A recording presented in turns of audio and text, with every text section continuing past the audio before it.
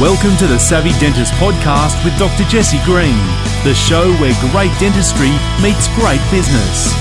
Listen in each week as we bring you an inspiring person who will share their story, ideas and business techniques to help you create a practice and a life you love. And now introducing your host, Dr. Jesse Green. Hello everyone, it's Jesse Green here. Welcome back to SavvyDentist.com and to the Savvy Dentist podcast. It is wonderful to have your company for another episode of the show. Now today we're going to be talking about marketing, but we're talking about marketing with a bit of a twist. Now, traditionally with marketing, we talk about attracting new patients and retaining them, and that's critically important from a practice-related activities point of view. But today we want to talk about using marketing to help you scale up, and particularly the use of personal brands. A lot of practice owners are concerned that if their associates or other team members build a personal brand, they're going to elevate themselves to the point where they're going to leave the practice and take the goodwill with them, or some other unfounded concern. But what we know is that if you're going to scale up your practice, you need to be able to work with and through other people. And having your patients trust those people, having those associates of yours have a great reputation in the marketplace is really critical to help you get off the tools to the extent you want to. Now, my guest today is Nina Christian, and she is the author of a book called Marketing Me, and she's an expert when it comes to personal branding, and she's an expert at helping businesses achieve scale through personal branding. And you can find her on her website, ninachristian.com. But in this conversation, we talk about the things that the principal of the practice needs to consider, and we also talk about the things that the associates or other team members might want to get involved with to help build their own brands, but in the context of the practice as well. It's not kind of building something that's random and off to the side. It's about having a cohesive strategy that allows everyone to elevate their profile in the marketplace, to be able to support one another in that process, and ultimately give the principal of the practice the opportunity to step back from the day-to-day operations, step back from the clinical work, knowing that the people on hand are great and they're respected in the marketplace. We also talk about the importance of this from a team retention point of view, and there's so many good things in this interview with Nina that I know you're going to want to take plenty of notes and write some stuff down, but please do get a copy of her book. It's a piece of gold. It's really, really good. It's called Marketing Me. You can get it at Amazon.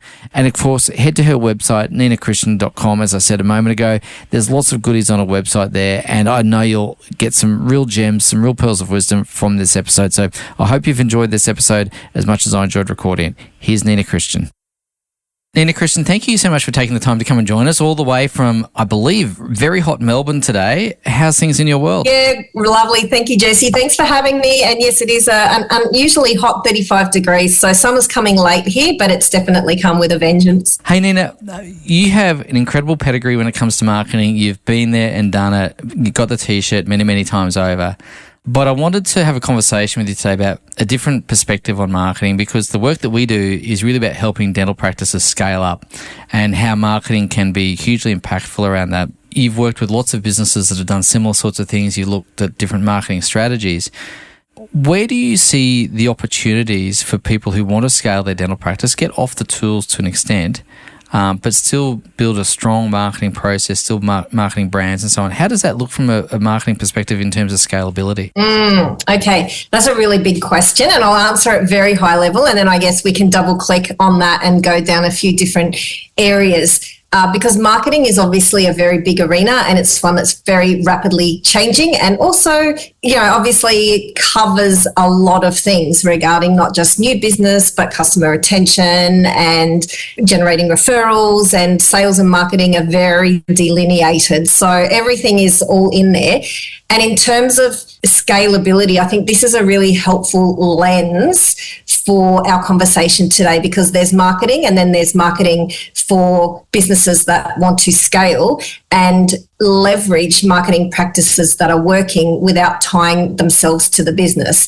As someone who is a specialist in the area of personal branding and human connection through marketing, the challenge and opportunity is how we can stand out in the marketplace, but also not be tied to the business in a way that, we're obviously inextricably linked as the founder, but in a way that ties us to the marketing. So one of the key aspects that I think would be useful to cover for your listeners today is how to empower your team to do a lot of the heavy lifting in the nicest possible way when it comes to your marketing, but in a way that feels very natural and effortless and enjoyable to them. So it's a bit of a juxtaposition. I say heavy lifting on one hand, but I mean that metaphorically in the lion's share of getting the message out there so that it's not resting entirely on your shoulders, but doing it in a very strategic way so that it's a win-win both for them individually and professionally, but also for your practice, for your brand, and for the sustainability of the practice long term. So that would be, I guess, a high-level answer to where I think would be an interesting springboard for this conversation today. I wanted to talk a little bit about personal brand so that we're explaining what personal branding is and that human connection piece, because I think dentistry is a very human-centric business. We operate in one of the most intimate parts of the body. So that human connection piece, I think, is really important in our marketing. And so I wanted, before we kind of get into tactics or strategy and then tactics, can we have a quick conversation about what you mean by human connection through marketing and building personal brand? And again, you've got your book out called Marketing Me. So maybe we can just have a quick dip into that as well. Yeah, so the high-level premise of the book and also the answer to your question is that people are not really interested in connecting with logos and brands and entities in and of themselves, but they are open to connecting with people. And all of your practice owners and listers would know that there's been so much change and rapid acceleration in the marketing and the content and the social media and the information, the proliferation of information and marketing coming at us as humans over many years. And that's a trend that was, ramping up over the last decade or two, but really accelerated during the pandemic and post-pandemic when everybody got online and everybody realised they needed to be promoting. But at the same time, people's mental capacity to receive information and process information has quite quickly and greatly diminished to the point where they are screening out a lot of non-essential, anything that they don't deem as necessary, relevant, fun, helpful for them in that moment. And so the challenge for businesses is, how do you stand out? How do you get cut through when people aren't interested in another brochure or website or marketing email or product and feature and things like that? And the answer is that people are curious and love to know about people and what makes them tick and what makes them different and what makes them unique. And there's something in that when we can very strategically but enjoyably tap into from a marketing perspective, can turn marketing in from a chore and a job and a thing that we're trying to do to promote something into just being an expression of us, an expression of our business, which is very natural and organic. And people gravitate to that far more and actually like that and enjoy that and feel proud and, leave that engagement, whether it's online or offline, with some sort of, positive feeling rather than negative one. The opportunity there today is to explore what does that mean for a dental practice? How would that apply to the world of dentistry when, on the one hand, yes, you've got that face-to-face contact with the human when they're in your chair, but then outside of that, you've got the challenge of business development, generating referrals. How are they coming back to you? Are they coming back to you? Are they recommending you to other people? And also, are you getting new business from the community? And are you getting the type of business that you would like from the community as well? And I think that's a really big one as well. There's business, and then there's the right fit business as well. And so, these are all questions that are answered under the topic of branding. And when we talk about injecting the human into the branding, then it becomes people branding or personal branding, where the brand is connected to the individual, but there's always a context.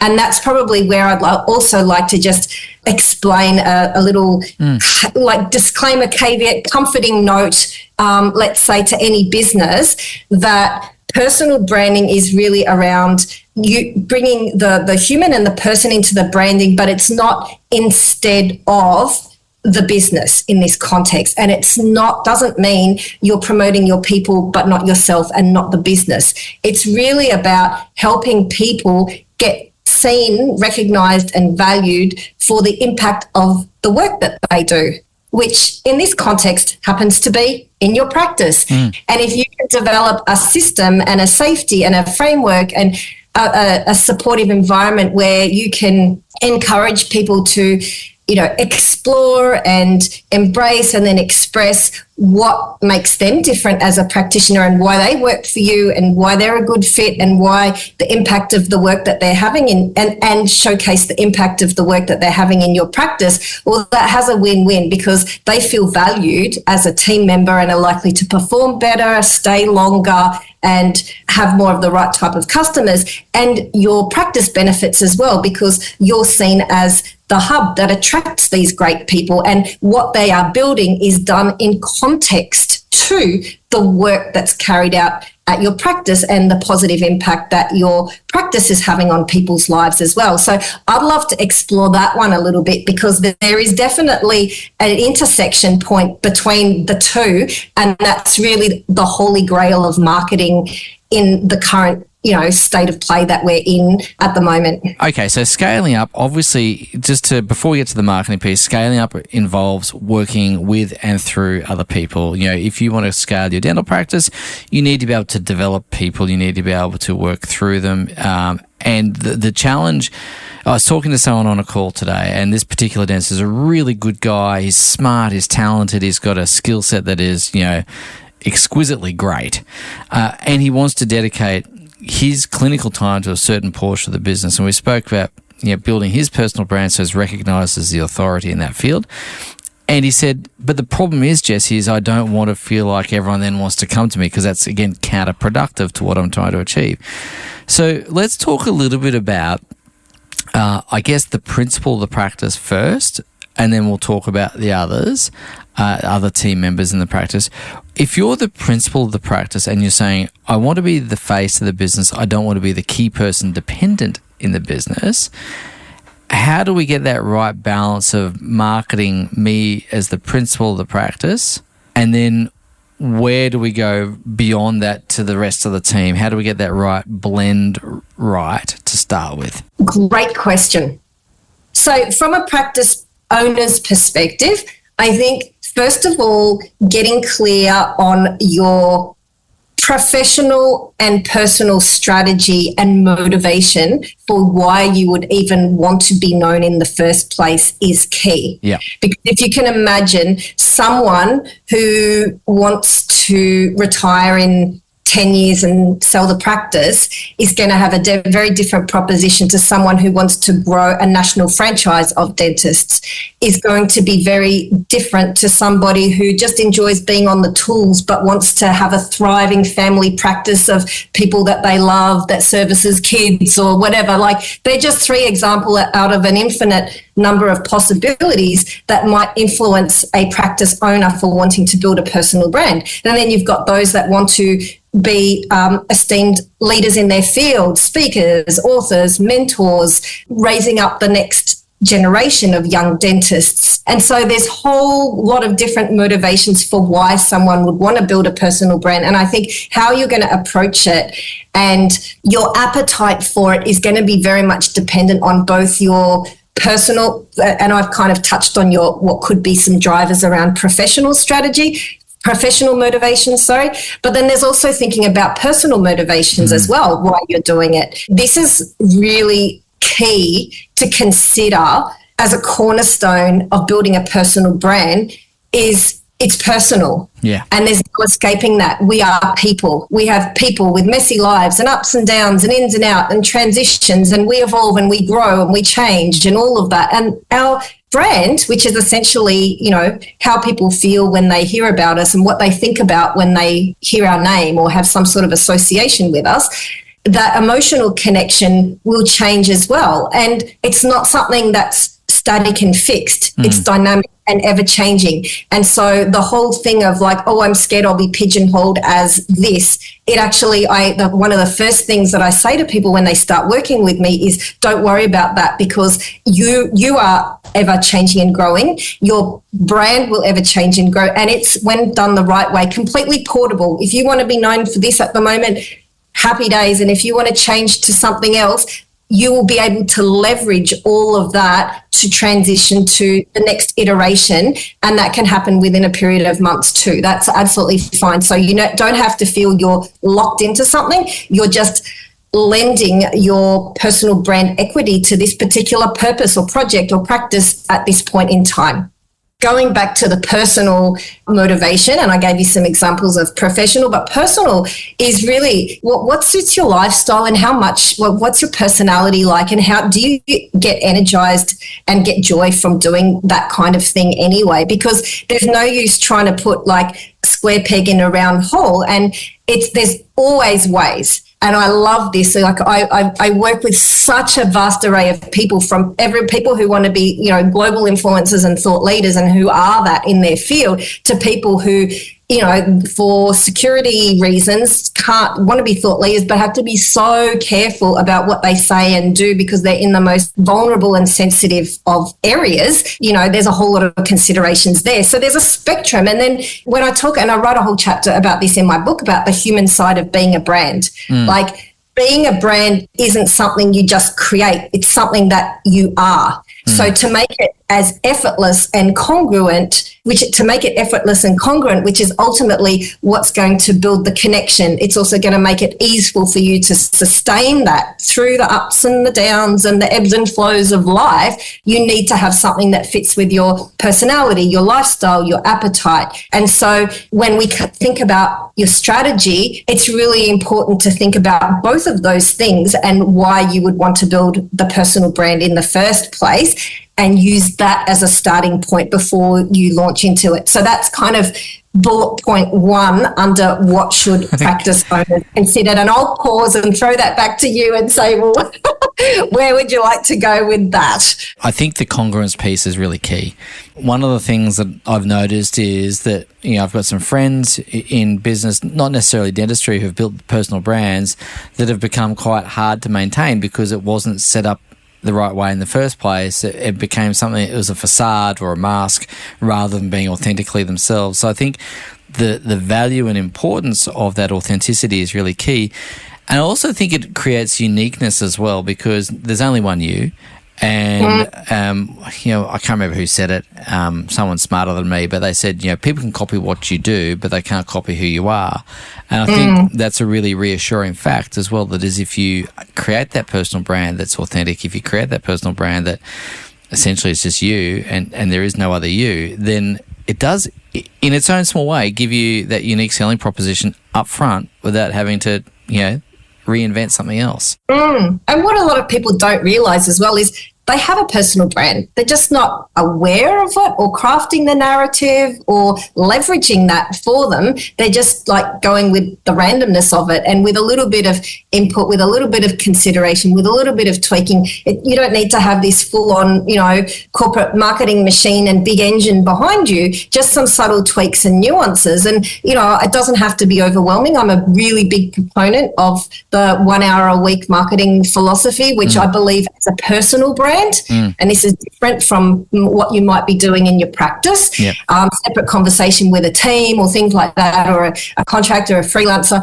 But as a personal brand, I believe that whatever you're doing should fit within an hour of a week. And if you're trying to do more than what would be crammed, what you can fit in and cram too much in, it's not going to be sustainable. Whereas if you can find the joy points, the things that you love that would light you up anyway, they become infusers of energy rather than detractors. And that's a really huge key to building something that's sustainable and leveraging, the connection power with your audience, your people, your staff, your practice, your peers, but also leaning into the joy and meaning for why you're doing what you're doing in the first place anyway, because you chose this profession because it means something to you, and you're still in it because you love the impact of the work you do, or you have some sort of idea for what that's going to mean for your life or your future or your family. There's some driver in there. And so tapping into that, which is going to be your place of energy and joy, and this is kind of segued into my second bullet point anyway, is trying to find those points of ease will just make the whole thing so much easier. And then when you can find, I'm gesturing with my hands here, which you can't see on podcast, but if you imagine a Venn diagram, and I'm making a huge circle on the right. Wax on, wax off circles is what we've got going. Exactly. Yes, I'm doing my Mr. Miyagi impression here very nicely. You've got self-expression or meaning or, what matters to you sitting in the one circle. And then on the other side, you've got strategy, commercial intent, business growth on the other side. And if those are a Venn diagram, there's an intersection where those two meet and finding the bits that matter to you, that light you up, that you feel an expression of, your purpose in the world or the reason why you do your practice or the impact you're creating, but also they make sense strategically to what your business goals are, what your business strategy is. Then the third part of that is finding a systematic way to basically do that with ease on a repeatable and systemizable basis. Then you've got a really unique and easeful approach to marketing that builds your brand, builds your practices brand, inspires your team and your patients and your audience, but also feels really good to you. And so you enjoy doing it. So that would be my second bullet point. All right. I love that. So we're looking for that intersection, right? That sweet spot where we've got our personal fulfillment aligning with our business objectives as well. So I'm a bit of a believer that we want to optimize our business for joy. We talk about in the work that we do, helping practices scale up. We're often looking at metrics, hard numbers, whether it's revenue, profit, time spent chairside, time spent working with a team, time spent out of the business, all those sorts of hard numbers and hard metrics we look at. But one of the softer metrics is joy, fulfillment, meaning, happiness, purpose. And what I'm really appreciative about this conversation is, yes, we talk about marketing and building a personal brand with a commercial intent, but it actually is also a vehicle to achieving business owner joy and creating that sense of purpose and fulfillment in the work that we do. So I kind of see it as almost dual purpose, if that makes sense. 100%, absolutely. And can I be so bold as to slip another one in there as well, which my major currency in what I get out of this work, both personally and what I enjoy other people getting out of it. You've talked about the different currencies like revenue growth, etc., and also joy being a currency. For me, energy is a real currency as well. Yeah. And in a world where I feel there's so many things clamoring for our attention and it's so easy to feel flat or unmotivated or depleted and it's very linked to joy, but it's like sometimes it's slightly different because there are things that would bring joy, but they can sometimes be hard to get out off the chair to do because we're busy or our head's in a certain space, and we know that would bring us a joy and is important. But a nice gateway to that is something that actually brings you energy. And so for me, I look at the work that I do, and I encourage this when I teach people around this work, is to find little gateways of things that actually fuel your energy. And it's very different to traditional marketing philosophy, like a lot of traditional beliefs around marketing and what people think, where it's like a job and a task. It's a different approach, but one that I feel is so necessary when it comes to people brands or personal branding, because the old way, you and I know from our lengthy business experience that could be quite, arduous and tough. Yes. And when it comes to you have a job and you have a life, and then you're trying to do marketing on top of that, well, what's going to be the first thing to go? It's going to be the marketing, because you've got a life, you've got family, you've got kids, you've got parents, you've got hobbies, you've got friends, and you've got staff, clients, operations. So finding something that is actually going to fuel your energy rather than deplete your energy is also the holy grail, I believe, of personal branding and the ultimate currency, because when you have this approach, you find an element of, let's call it marketing for simplicity, but something that you really enjoy doing that lights you up, that you walk away from feeling energized and joyful, that then has a positive flow-on effect into other areas of your business, your family, your practice, your team, in terms of motivation and the energy that you bring. And I think that's a really huge currency at the moment, and one that we are just scratching the surface on in terms of, motivations and power. But like, you can have all the money in the world, but if you feel like rubbish, it doesn't have the same meaning. Whereas if you have that energy and joy, it will expand your vision to go out and create all the other things and the money and the other list of things that you have anyway. So that's what I'd like to add to the conversation. I love that, and I absolutely agree with you, because I think if you're energized by it, you're going to enjoy it. And not only that, is that energy and joy flows into other elements of your business as well. And the whole thing, you get this virtuous cycle. It's hard to be good for your team. Like, if you want to scale up, let's face it, you want to be able to build and lead a team. And that's hard if you're feeling depleted. It's hard if you're feeling, I've got another marketing thing to do.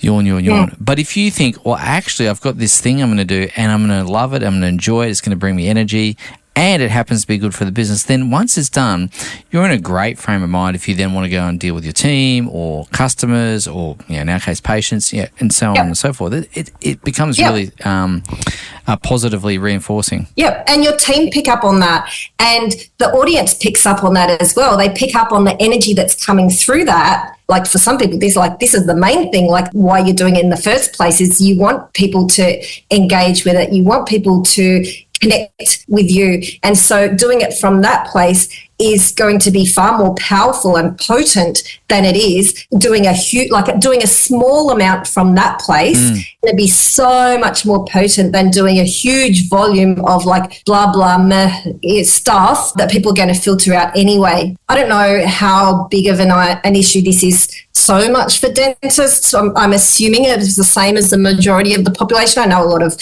marketers, marketing agency owners, corporate professionals and business owners generally struggle with mental health issues. Oh, yeah. So I don't want to purport to be, I'm not a mental health expert, but, I think all of us as humans have definitely undergone mental health challenges, especially as business owners. And I think adding pressure to be something, do something that isn't us into the equation takes such a big toll on mental health in a time where so many people are struggling even just to stay okay and to be healthy, whole, functioning individuals. And then if you slop another arduous task on top of that, it can be like just too much and shut down. And so my philosophy around that, and that's why I bring in the ease and the energy piece, and why I love your emphasis on the joy piece, is doing less but doing things that are going to fuel and elevate your mental health rather than add to the complexity and the burden that our brains are feeling, because they are very overloaded. That's the time that we're in, is, I think, a really important consideration. I agree 100%. So let's move on down the bullet points, because we've tackled bullet point 1 and bullet point 2.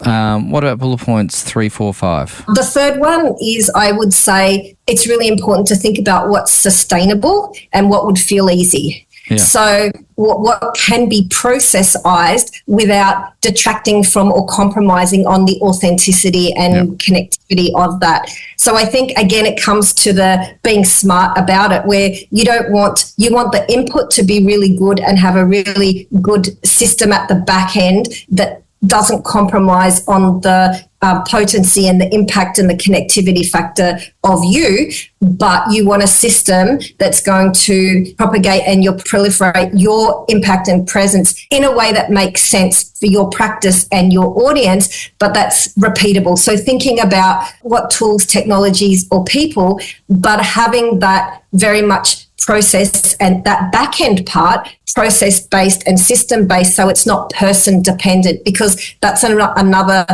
big, pitfall that a lot of business owners fall into, is they quote unquote outsource their marketing, or they bring in a specialist. But the challenge is that when that person leaves, or it stops, or they move on, or they have an accident, or have a baby, or you can't, go through a season when you can't have them for a while. When they stop, it stops, and you don't have the internal IP in your practice to do that marketing in a scalable way without an experienced professional doing it for you. And so having a simple process, starting small and just layering that in a way that your existing team, your admin, your support people can do small things that are impactful for your marketing overall. And it's very much around a very simple process and system that's not reliant on a person. That's something else that I would consider founders to consider, even A, for their marketing, but B, for the personal brand when you are using it in context of your practice. I think that's absolutely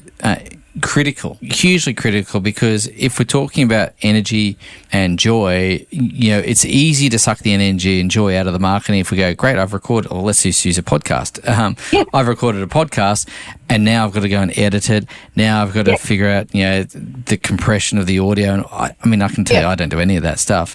But that sucks the joy out of the whole process. And so if we don't have a back-end system, we can actually detract from what we're trying to achieve in bullet point number 2. And the second thing that you mentioned as well, which I think is really key, is to understand that one of the core functions of a business is to actually market their services. And we talk about having a systems and process driven business, and one of those has to be around marketing. And I think you're absolutely spot on when you say starting small, layering it in, allows you to create ultimately a way of documenting your process for attracting new patients, retaining them, reactivating them, so on. I think it's really great. And in my book, I talk about, and I'll tell you what they are here, the 3 systems that ideally any business or personal brand will have. They don't need to be complex. They just need to be simple and exist. And one is a content creation system. Yep. And then other is a content distribution system. Yes. Third one is a content amplification system, so that because at any given time, and when you approach it from those 3 things, and they can be interlinked and they can build on each other, but when you're mindful of those 3 things, a lot of people produce a lot of content but it doesn't get eyeballs. They'll produce one thing but they won't understand how to repurpose that smartly, or they'll have a great repurposing strategy but not a great distribution strategy, or they'll be putting it out but then they don't have the mechanisms in place to amplify that. And one further kind of trio that I'll just throw in here because it's appropriate, and again I talk about it more in my book, is even when you're thinking about those 3 systems, thinking about 3 areas for how you're going to target and reach people. One is being front of mind so that you're visible, and that very much relies on you. The second one is about being findable, which is being where people are looking at the time that they're looking, which there's a list of all of the kind of examples of that. And then the other one is being shareable. So how you do your marketing and create this brand that people want to talk about, that people want to share with others. And then they get prompted by these front of mind things as well that encourage them to share, because, we can talk about the work that we do, but it's exponentially more impactful when other people are talking about the work that we do as well. So I think that those are a few very actionable, practical takeaways that practice owners could think about if they're writing notes, or if they want to go and read more. I talk about those in my book or on my blogs, things like that, where you can think about this whole idea of not just creating content, but what is the purpose, and having the systems in place. If we're going back to the bullet point that we were kind of bookending that section on, around having systems in place. Well, these are some simple systems that you could consider.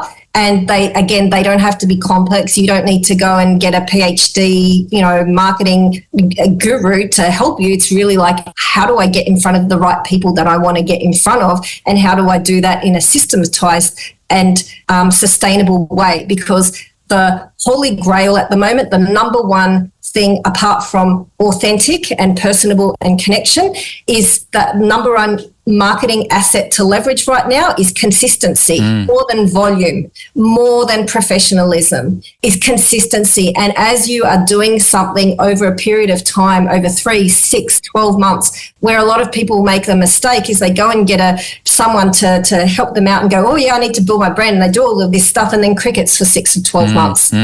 And it's better to do less but just do those little things sustainably and just be out there on whatever cadence works for you. And if that's weekly, great. That's probably ideal. If it's fortnightly, fine. If it's monthly, that's good too. It's better than not doing anything, like going like full throttle for a month or two and then nothing. Yeah. People want to know why they can trust you. And that speaks volumes, just to be gently and consistently there in some way, shape or form. You're not saying, trust me. You're just saying, I'm a steady hand. I'm a great presence. We know what we're doing. My team are there. So that's probably a nice segue into the next part of the conversation, isn't it? So it is a really good leaping off point to start talking about team, because I think if we're going to scale, we need to be able to trust our team and have our patients willingly want to see our team instead of us.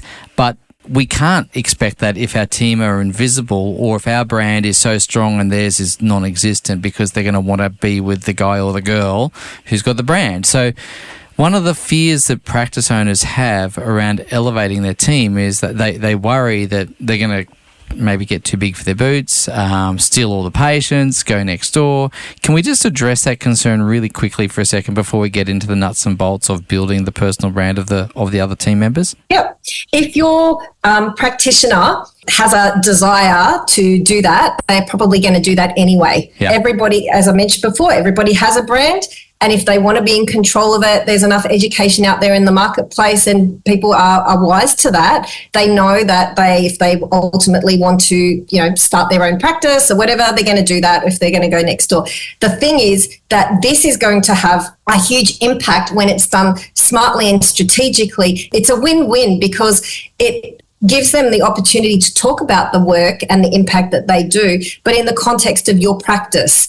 And so if you can, a couple of when we can look at some practical ways that you can do that, but the underlying philosophy is you trusting them. You've hired them because you saw something in them, that they are good people, and ultimately you want to build a scalable practice. And if you are, let's call it, elevating ideally multiple people and letting multiple people talk, it's the synergistic effect, where the synergy is like where the sum of the joint combined ones is greater than the sum of the individual parts, if that makes sense. Yep, the combined of everyone working together is exponentially more than what each one alone could do. So each person in your practice brings something unique, but there's going to be unifying factors. So there's going to be their uniqueness, but there's also going to be the practice and the core values and the way of doing things. And, I'm sure you have had this conversation in the past about values and what you stand for and what makes your practice unique. And I'm assuming that your listeners are probably have, a fairly good understanding of that. If not, I'm sure you have plenty of resources around that. But here's the thing about values. When you talk about them in terms of bullet points on a list on a wall of things that you stand for, or things that are listed on a website, they're hollow and largely meaningless and ineffective. When you talk about, as a team, of those and how you live them out, and when you share experiences that are a demonstration of those values, then you're bringing those values to life. Yep. And they have meaning, and people feel those. And the audience, the patients, the peers, the industry, they feel that. The community feels that. But also the practitioners feel that. And there becomes a sense of like amplifying the culture of your practice, which can become really beautiful when it's not just one person. It can be like, if you're a practice owner, at a minimum, it's two people that are doing this in tandem, but then potentially more.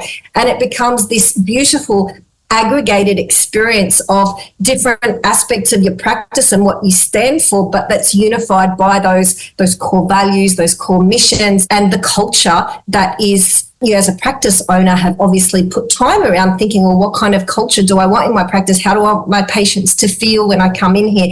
How is the patient experience being delivered? And beyond just the treatment in the chair, but all of the different touch points of the practice. If you're considering that, and that's bigger than a marketing conversation, that's a whole of business culture, values, experience, conversation.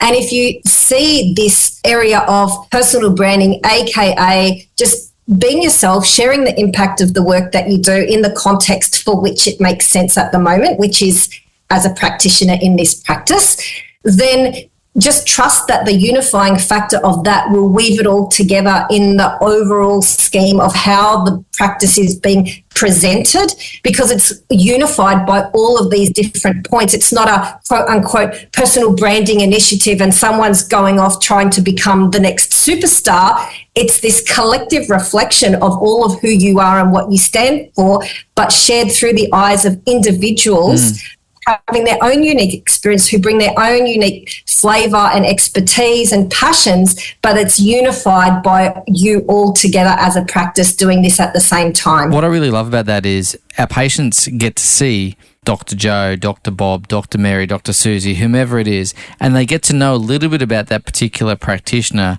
perhaps before they meet them. We recorded a podcast a little while ago with one of our clients who's basically, he scaled his practice from a 2-chair practice to a 10-chair practice, from working full-time to working 0 days clinically, and he's just got a beautiful business. And to do that, he's had to refer his own patients onto other practitioners. Now, those patients, they know him, they like him, they trust him, they love him, but because he's been able to elevate the other practitioners in the eyes of the patients, and this strategy is exactly doing that, he's now able to hand them over with a sense of confidence. The dentist is able to receive those patients with a sense of confidence, and the patient is feeling like they're not being handballed, they're not just getting the B team, they're getting the A team, but a different person on the A team. And I really love that. Yeah, absolutely. You know, we talk about this in terms of a business development strategy often, but it's also very much a staff retention strategy, because when you create this beautiful ecosystem that people get to be part of, where they get to be, their voice is valued, their expertise is valued, and they get to be part of a team and a supportive environment, it has massive impact on their performance. It has massive impact on their pride for who they work for. And it has massive impact on their longevity as well, because it's hard to leave somewhere where you are valued and respected and given a meaningful opportunity for self-expression. Because at the heart, I know we're talking about dentists, but at the heart of every human is the desire to be creative and to be self-expressed. And that doesn't just turn off because of a particular expression. I see this a lot in professional services, in the medical field, in the technology field, where people can somehow feel like they need to talk about the product or the features or the benefits, and that's really boring. But when they talk about the experience that they as a human are having in relation to that, in a way that just feels very good and natural, they feel that something comes alive in them. And that feeling of having a meaningful contribution and lifting up that place of creativity in the way they get to express and talk about their work has a ripple effect beyond just business development. It makes people very loyal because they feel grateful to you for trusting them and giving them the opportunity and encouraging them to explore elements of themselves that they may not have otherwise had the idea or courage or impetus to delve into. And that has so many flow-on effects. Obviously, business development, client retention, client relationships, but also personal satisfaction. And as part of the scalability conversation, attracting and retaining rising talent and top tier talent is massive. And so trying to be fearful of that is they're going to be wanting to express this creativity. So giving them a platform to do this in a win-win way, in context of, you know, the practice is beautiful both ways. I really love that. And in fact, it's really funny because we talk about recruitment as marketing. And I've long believed that recruitment is marketing. Instead of marketing for customers, you're marketing for talent. And it's the same thing. And so I think it's a really critical and key point. And if you want to scale, being able to attract and retain the talent is crucial. Nothing kills growth faster than turnover of team. Nothing kills an ability to scale if you're constantly getting drawn back into the day-to-day. So this strategy, I think, is vital to team retention, team recruitment, and so on. So I really, really appreciate you raising that point. When you've worked with other other businesses, I should say, more broadly, that have used marketing in a scalability sense, what else have you seen that's worked really well? And equally, where do you think some people trip up? Okay, so the things that trip people up the most is definitely, one, focusing on the wrong things because they think that that's what they should be doing, or they see this shiny bullet, or they see this as what someone else is doing and it's working for them, and it's not congruent with their style and it's therefore not sustainable. So just doing the wrong things, and also trying to do too much too soon is also, I think, the undoing of so many people, because if you start really, really small, and I often say to people in a joking way but serious, if this is all the things that you want to do, whether that's, practice marketing or personal brand, start with 10% and do that consistently for a month or 6 weeks, and then add something and then add something. But start real low and prove to yourself that you can do it, because the biggest underminer to your confidence around this is going to be, I can't do this because I can't sustain it. And you want to nip that in the bud. And whether it's for you as a practice owner, whether it's for your team, like not giving them this list of things to do, but really saying, here's the one thing, this is the one thing that, together we can identify is going to have the most impact, and what would be that one thing that you could do, and what cadence would feel good to you, and what would you enjoy, and what do you feel would be sustainable. That will go a long way to alleviating here's the lofty plan, here's the fancy marketing strategy, here's all the videos that tell us what to do, but we can't do 2% of it, and so we feel rubbish, and so we don't do any of it, and our confidence is low, and as a result, we're missing out on a lot of the opportunities that are out there, which, as I mentioned earlier, small but consistent is the trump card right now. So they would be the big things, as well as what I mentioned in the first part, where we're talking about people doing things that just don't feel right. They feel grating, or they feel hard. They're not going to be sustainable. And I just think especially if we're talking about a personal brand, when you're lending that to your practice or whatever commercial objective you've got going on at the moment, it could be even like a cause or some sort of you're wanting to champion something as well, and both, and it's just doing it in a very sustainable way, but that's very, very authentic to you as well, because if you feel that it's got a level of ease and you've got confidence around it, you've got a simple system, so you're not doing mental gymnastics every time you sit at your computer and going, I have to do marketing. It's like you've got a simple system, and that the system is like the wind beneath your wings that carries you. You just like pour in the water, and the system goes and creates all the beautiful things that come out of that beautiful essence that you're putting into that.